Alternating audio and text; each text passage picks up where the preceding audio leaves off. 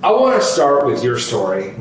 It's an extraordinary one. Thank you. And just let the audience know how you found yourself in a position addressing lead pipe contamination after your childhood and now in the state legislature. Well, Ryan, it's really great to be here, and to the audience, thank you for listening. I grew up in Cleveland, Ohio, born and raised in the Hough neighborhood. And growing up, every time I walked out my house, I knew what disinvestment looked like in real time. And I was always that kid that was asking the questions like, why is it like this?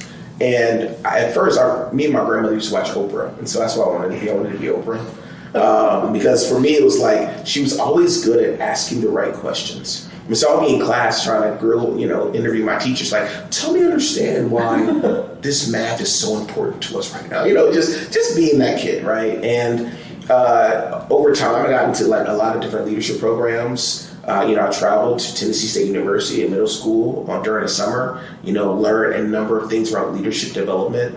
I fell in love with policy. And when I got into high school at East Tech in Cleveland, home of Jesse Owens, for folks who are listening, I got really involved in addressing like small school issues, looking at my community, saying, what can we do to get back to students who are marginalized, who do not have food for Thanksgiving? And that led to me joining the robotics team, Team 120, which was the first African-American robotics team that was sponsored by NASA in the country.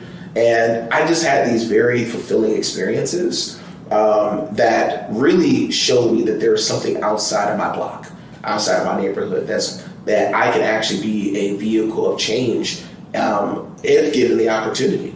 And so when I went to college, I majored in political science economics.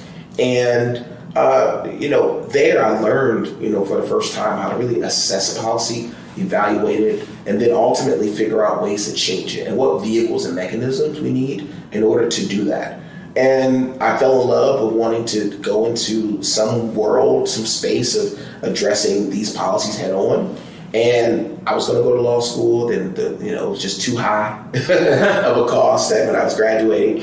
And then I found myself literally moving to Columbus and working at the Ohio Legislative Service Commission as a fellow. And our Legislative Service Commission, for those who are listening, that's the body, the nonpartisan body that helps draft our legislation that we then present across the State House, in both the House and the Senate. And so I worked for 5 different members as a fellow. And for the first time, now mind you, I've never been to the State House ever in my life, right, before that moment, before working there.